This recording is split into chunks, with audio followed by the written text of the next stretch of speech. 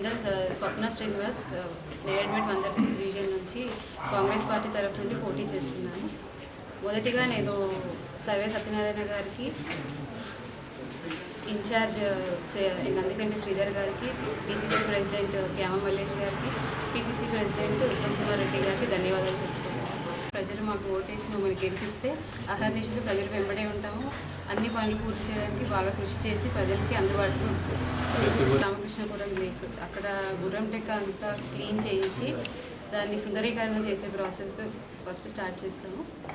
తర్వాత బ్రిడ్జ్ మరమ్మతులన్నీ చేస్తాము. Water problem ఎక్కడైతే ఉందో ఆ సమస్య తీర్చడానికి ప్రయత్నిస్తాము.